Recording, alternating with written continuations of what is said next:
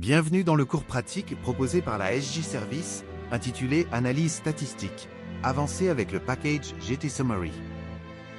Dans ce module, vous découvrirez les principales fonctionnalités du package GTSummary pour créer des tableaux statistiques prêts à la publication. Des scripts R vous montreront comment garantir la reproductibilité et personnaliser vos analyses.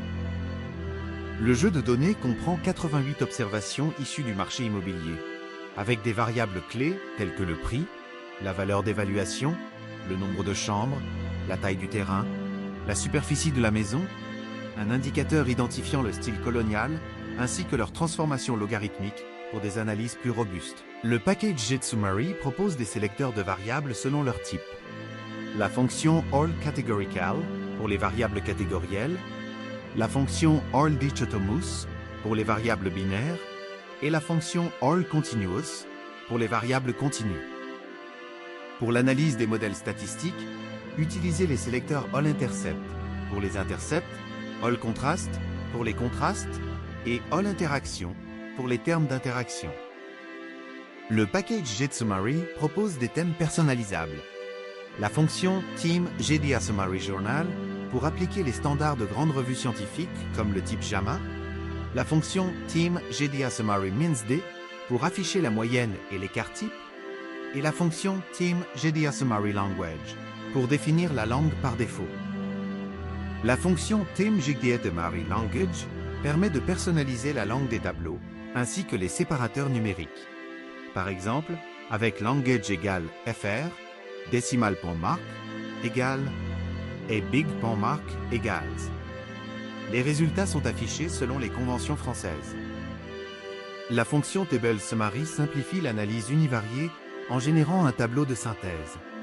En utilisant include égale C, price, assess, colonial, vous sélectionnez précisément les variables à inclure dans l'analyse. Pour un échantillon de 88 observations, la médiane de price est de 266, 230, 328 et celle de assess est de 290, 254, 353. La variable coloniale se répartit en 61 observations pour la modalité oui, soit 69%, contre 27 observations pour la modalité non, soit 31%. Nous allons réaliser une analyse bivariée avec TableSummary en utilisant include égale C, price, assess, skurft, lot size et by égale colonial afin de comparer les médianes et les intervalles interquartiles selon les modalités de la variable coloniale. Le tableau présente les médianes et les intervalles interquartiles Q1, mani Q3. Les variables price, assess, skurft et lot size selon la variable coloniale, mettant en évidence des différences de distribution. Pour inclure une colonne globale, utilisez add overall. Last égale true. Code label égale 11f dot n. Ce qui ajoute un résumé descriptif de l'ensemble des individus. L'utilisation des fonctions TableSummary et add overall permet de présenter clairement les statistiques descriptives des variables price, assess et lprice selon les groupes de la variable coloniale. Oui, 61 observations. Non, 27 observations. Ainsi que pour l'ensemble de l'échantillon. 88 observations. Le tableau affiche les médianes avec leurs intervalles interquartiles ainsi que les effectifs et les pourcentages. Le résultat est un tableau à la fois lisible et professionnel. Pour modifier l'affichage par défaut, on utilise l'argument statistique égale AllContinuous dans TableSummary. Cela permet d'afficher par exemple, pour les variables continues comme price, assess, lot size et skurft, la moyenne ainsi que les valeurs minimales et maximales dans le tableau de résumé. Ici, il s'agit d'un tableau obtenu après l'utilisation de l'argument statistique égale AllContinuous dans la fonction TableSummary, ce qui permet d'afficher pour chaque variable continue la moyenne ainsi que les valeurs minimales et maximales. Le tableau résume ainsi 4 variables sur un total de 88 observations, offrant une vue d'ensemble simple et rapide de leur distribution. Ensuite, on applique des statistiques spécifiques à chaque variable. Price est résumé par la médiane et les quartiles, tandis que access, load size et skew AFT sont décrites par la moyenne accompagnée de l'écart type ou de la variance, grâce à une liste personnalisée définie dans l'argument statistique. Ce tableau résume 88 observations. Price est présenté par sa médiane avec l'intervalle interquartile, soit 266, 230, 328, tandis que access, load size et skew AFT sont décrites par leur moyenne accompagnée d'une mesure de dispersion, écart type ou variance, respectivement 316, 95, 9020, 10 174 et 2014, 333 150. On utilise la fonction add_style_label, après la fonction table_summary, pour afficher les étiquettes des statistiques dans une colonne dédiée plutôt qu'en note de tableau, ce qui permet de mieux associer chaque variable à la statistique utilisée et d'améliorer la lisibilité. Cette table récapitule les statistiques descriptives obtenues après l'utilisation des deux fonctions add_stat_label et table_summary. Avec la fonction tbl_summary du package GTSummary, l'argument type permet d'imposer manuellement la nature de chaque variable. Par exemple, continuous pour lprice, l'assess ou lskerfert, assurant un résumé adapté. Avant l'utilisation de l'argument type, toutes ces variables, lprice, l'assess, lowsize, lskerfert, bdrm, étaient traitées comme des variables catégorielles par GTSummary.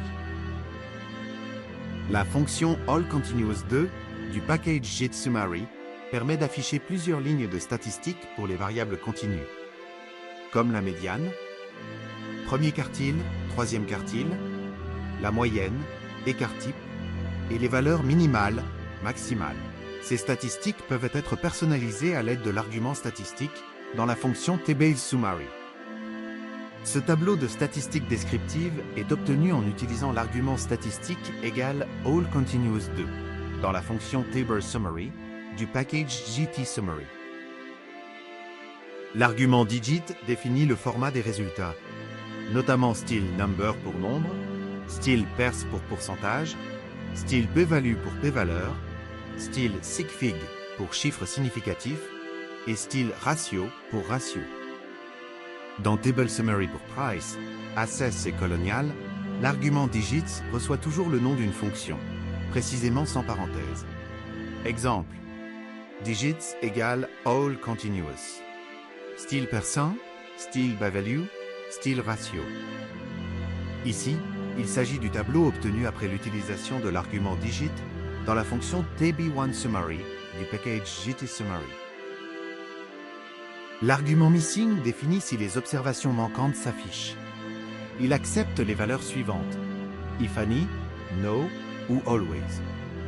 Missing égale always les affiche et missing de texte égale nombre d'observations manquantes. Personnalise le libellé. Ce tableau présente les médianes et quartiles pour les variables price, access et load size, indiquant l'absence de valeurs manquantes pour ces variables. Par défaut, GTSummary prend en compte les étiquettes de variables, si elles existent, et sinon utilisera le nom de chaque variable dans le tableau. Pour rappel, les étiquettes de variables peuvent être manipulées avec l'extension labeled et les fonctions var_label et setVariable label. De plus, il est possible d'utiliser l'option label et table_summary pour indiquer des labels personnalisés. Pour ajouter des étiquettes aux variables, voici un exemple de script R. Ce tableau est le résultat obtenu après l'application des scripts R présentés à la diapositive précédente, illustrant clairement l'ajout des étiquettes des variables price, access et colonial. Pour afficher le nombre d'observations, utilisez la fonction addN.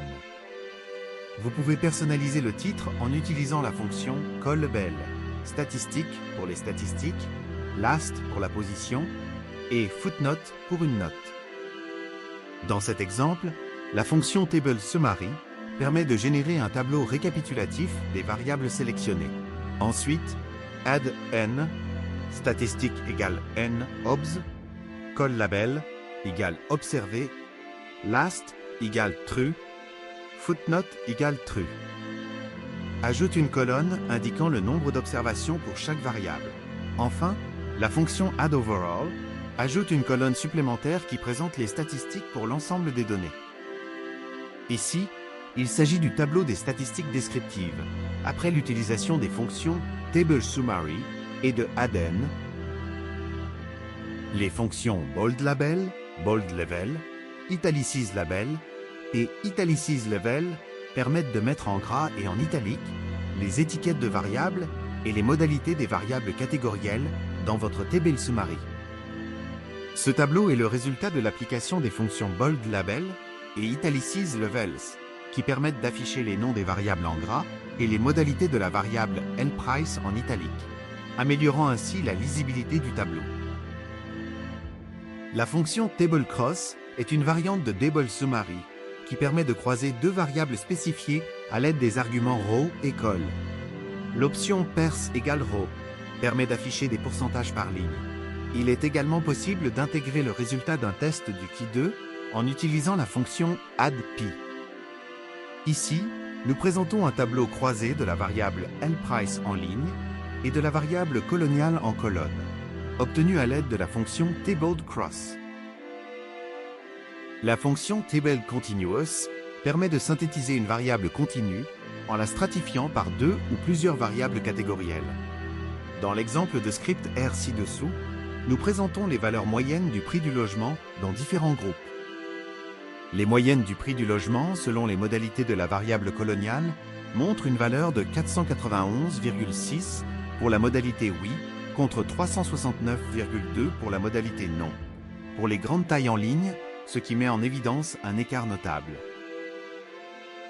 La fonction Thibault-régression permet d'afficher les coefficients d'un modèle statistique, accompagnés de leurs intervalles de confiance et des valeurs. Vous trouverez ci-dessous un exemple de script R illustrant son utilisation. Ici, il s'agit du tableau des résultats d'un modèle de régression binomiale obtenu à partir de la fonction TableRegression appliquée dans l'exemple de script R présenté à la diapositive précédente. Dans une régression logistique binomiale, on utilise souvent l'argument exponentiate égale true pour afficher les coefficients sous forme exponentielle.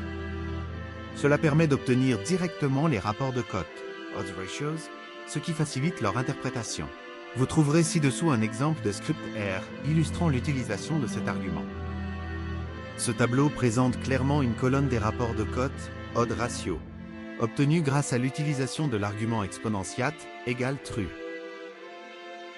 Pour visualiser rapidement les résultats, on peut appliquer la fonction plot à un tableau issu de TableRegression, ce qui permet d'obtenir un graphique simple des coefficients.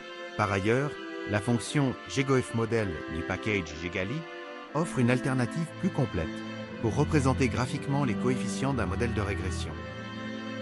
Le diagramme généré par la fonction plot affiche les principaux rapports des cotes des variables. Ici, BDRM se distingue avec un intervalle de confiance étendu, facilitant l'identification des effets significatifs.